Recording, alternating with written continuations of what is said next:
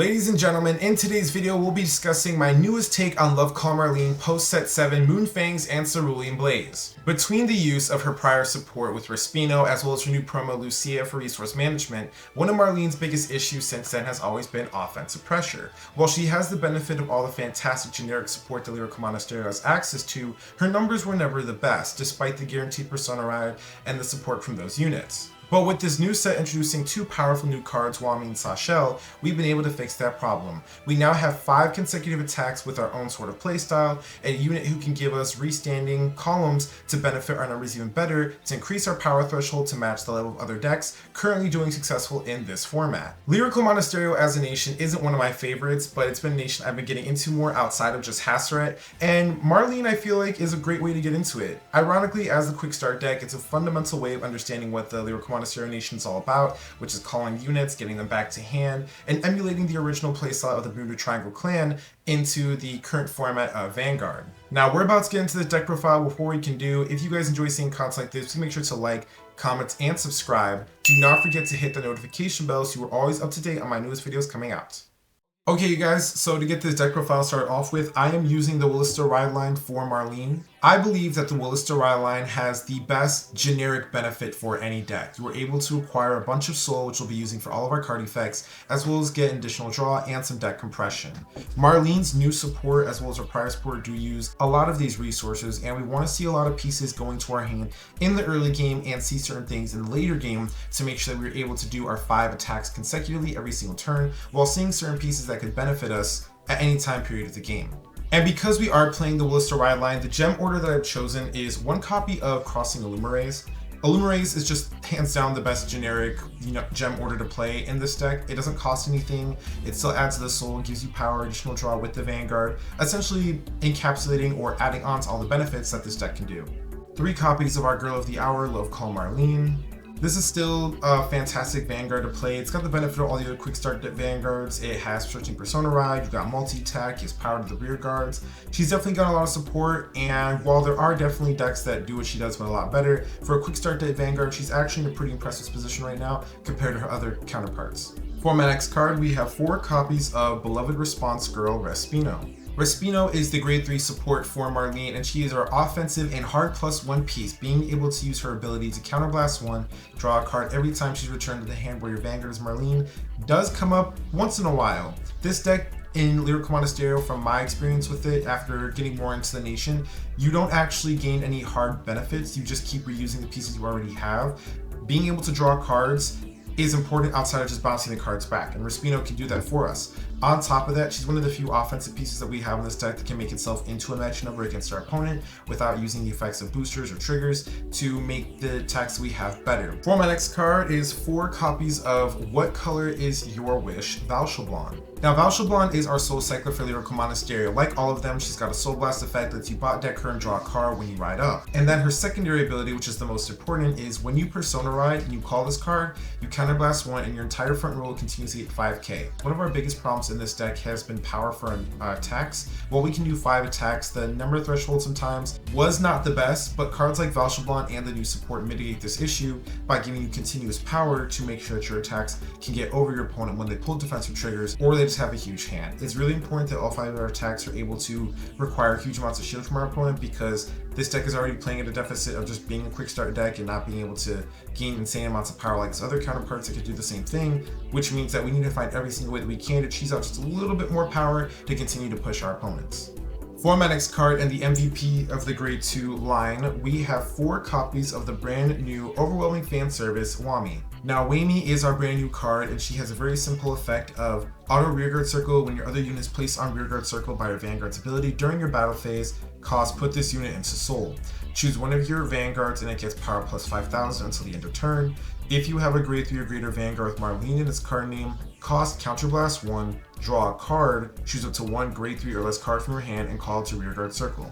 This is a much stronger version of the prior grade 2 that I was playing in my Marlean deck, because it does everything that the deck wants to do and then gives power and then some. In the original support card that I was playing, it did the second half of the effect that lets you move it into the soul, counterblast 1, draw a card, and call something, but it was locked in only to grade 3s.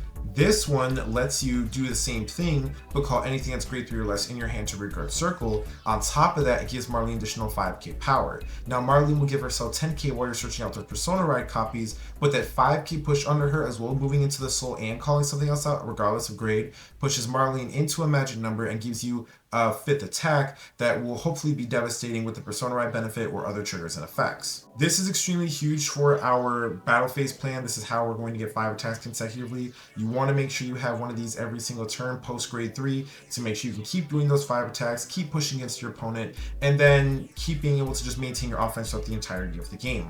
The great thing about this card is the fact that unlike a lot of Lyrical Monasterio cards that are in this deck, this card is not locked behind your opponent being grade 3, which means that going first, you will be able to use the effect right away, and getting 5 attacks on the first turn while your opponent's stuck at grade 2 is always a great way to start overwhelming them with your offensive pressure. For my next grade 2, a new unit as well, we have 4 copies of Petite Panic Sachel. Petite Panic Sachel is one of the new support cards for this deck, and this is the one that allows us to on-play Soul Blast 1 and choose a unit within the same column as her and restand it. While it's not a power-up piece, the grade 1 units that we do have in this deck have power-up effects, and therefore with Sachel being able to reset a column, being called off a Wami or Marlean, you will now have a full-powered column to attack your opponent with, once again maintaining all the offensive pressure you've been setting up to do. This is the ideal target you want to use with Marlean or Wami, as Wami will not give power, unlike Marlean, to anything that you call out onto the board, which means that that unit that's coming out is going to have to rely on its own effect or triggers and other abilities to make its numbers better.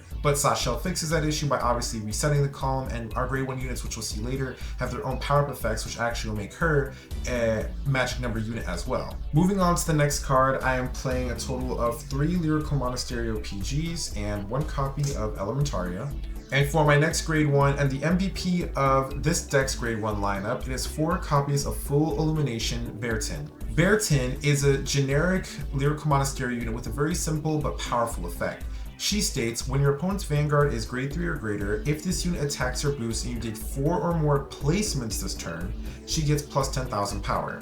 Bertin is a fantastic offensive as well as support unit in this deck. Being able to become an 18k attacker or booster means that she's another option to be called out with Wami or Marlean's ability to push for more offensive pressure, or you can leave her in the back row and be supported by something like Sachel to reset the column for high-powered column attacks, or essentially anything that you need during the battle phase to make sure that your numbers stay good. Her grade as well as her effect make her an incredibly versatile offensive or support unit in this deck, and she's great at any position. And because she's a grade 1, this is one of the few cards you can call in the early game to start attacking your opponent with, who will then give you some incredible benefits later on in the game with her 18k boost or attack. For my next card, I'm playing 3 copies of Cooling Heart Yuika. Hands down, one of the strongest generic support pieces for Lyrical Monasterio. You're playing Yuika because you need that bounce back effect in the early game when you're attacking with those key pieces you want later, and then her becoming a 13k booster once again has great synergy with cards like Sachel, or just a great booster to anything that you're going to attack with multiple times during your grade 3 turns or higher when you're finally getting Persona Ride and pushing for better numbers. But its early game as well as its late game offensive pressure that this deck gives as well as support makes it one of the strongest pieces that Lyrical Monasterio the Nation has in general. For my next grade 1, I played 1 copy of Happy Influencer Lucia. This is the grade 1 promotional piece for the grade 3 support card Respino. Like all the other quick start decks got, it has the same effect as all the support pieces do, where if you ride into a copy of your Vanguard and there's none of these on the board, you get to Soul Blast 1, call it out, Energy Charge 1. Her secondary ability is where she does come in handy, where at the end of the battle she boosts you with Respino in its name. When that Respino gets bounced back to hand, you don't have to pay the CB cost for that. It essentially gives your only hard +1 in the deck cost free, so you get a free draw out of it, and then this card will consistently reoccur itself every time you ride into your new Persona Ride copy, which you're guaranteed for every turn on. I'm only playing 1 of this, unlike my other decks where I play like maybe 2 or 3, because out of all of them, I think this is like the least important one to play in the deck. It's a resource management piece to help you get +1 draw, but unlike Yuika or Veriten, it doesn't add power, it doesn't add a resource that I'm struggling for anymore now that I have it, and it's really only shines in the later game for the energy charge if the game goes on too long. But with the meta right now, games usually don't go past like the turn 5 or 6 point, and Lucia at that point, I've either seen it where I get the benefit of it, or it'll just be too late and the deck will have lost. Now for my other orders that I play in the deck, my Regardless piece is going to be 1 copy of Radiance Caliburn. Radiance Caliburn and the Fire Regardless, in my personal opinion, are the best Regardless pieces for this deck. You need to be able to see certain pieces, you need the extra card draw from this, and sometimes if you're in a really, really bad spot, the ability to put this card into the soul and get a counter charge is just as good. I've used maybe the draw effect the most. I think I've only used the counter charge soul charge effect once my entire playtesting of this deck, but the fact that I have access to it still matters. You want to see certain pieces in your hand to call back and get out with Wami or Marlean, and being able to draw into that is huge. But if you want a guaranteed search, the Fire Regardless is just as good. I just like Radiance Caliburn because I like knowing that I can draw 2 cards or get the counter and soul charge in the worst of worst situations. I play 1 copy of Vibrant Symphony. I was incredibly happy with the ratios that I have in this deck for everything else. There wasn't anything I felt like I wanted more of or less of. So with the 1 open slot that I had, I decided to give it to a Blitz order that has a really good defensive effect. This deck does do pretty good in terms of card advantage, a lot better than the prior variation that I played. And while you're bouncing these units back, you're only going to have like a bunch of 5k shields in your hand outside the triggers that you draw into, or drive check because you don't draw a lot outside of the Respino effect. You're going to need some extra defensive power, and I figured why not put in Vibrant Symphony. It is the strongest Blitz order that Lyrical Monasterio has. Getting 30k power after being hit once on top of defensives is pretty much a PG is how I see it. You're going to be at like 40k power on top of the benefit of this card. It's just a fantastic defensive piece to have. Moving on to triggers, I am playing a total of 7 critical, with 4 of them being the effects, 3 of them being the generics. I'm playing for my OT the purple Nixilarius, then I'm playing 2 draws, 2 fronts, and 4 generic heals. Now for my trigger lineup, I went into a lot of thought about this. Originally I was playing, 8 crit, 3 draw, and the Lyrical OT and 4 heal. This trigger lineup ended up evolving so much because I realized I needed way more stuff when I see these triggers. I needed fronts because this deck, again, does have a power problem, and on your Persona right turns when you don't see Val Shablan or you're not seeing certain pieces, you want to see those fronts to mitigate the power of that, especially when your opponent hits defensive, or especially when playing against Libby Dress with those Infinity Eyes markers. It's such a devastating thing to deal with. Front triggers kind of fix that issue. The draw triggers I want to keep though, because again, this deck outside of Respino and the direct searching doesn't have a way of getting a lot of card advantage going for it, which means that draw triggers, defensively speaking or offensively speaking, are the only way to get additional card into your hand. So those felt good too. I didn't want to cut either one, but also felt awkward to keep reducing the crits down, and this deck doesn't have any ways of getting extra crits. While it can do 5 attacks, it doesn't really get extra crits, and I don't feel like extra fronts was enough to mitigate the problem that the deck has. So I decided a 2-2 split was good. You love seeing both. You love seeing the draws, like I said, when you need them. You love seeing the fronts under the same circumstances, and it just has been working out well for me. Now, if I were to commit, or if you wanted to commit, you can definitely, I think personally more, the front triggers matter a bit more. This deck has 5 attacks, and you need to make sure all 5 attacks actually matter. So I think the fronts are a little bit healthier to play than the draws. But if you're really scared about your card advantage not being good, then you might as well just go ahead and max out the draws by 3.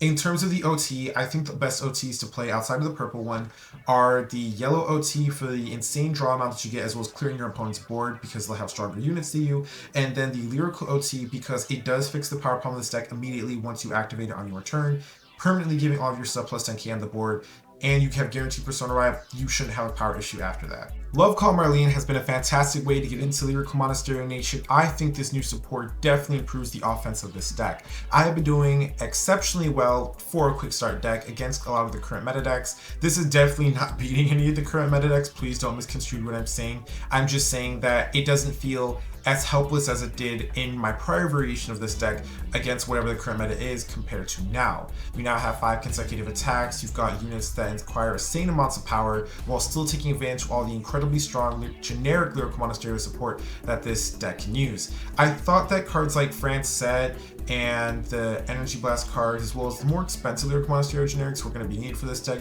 but you don't really need them. Marlean is a deck that wants to do her 5 consecutive attacks every single turn at high power, while also being able to to acquire the important pieces back to your hand, accumulate advantage, and just continue beating down your opponent every single turn.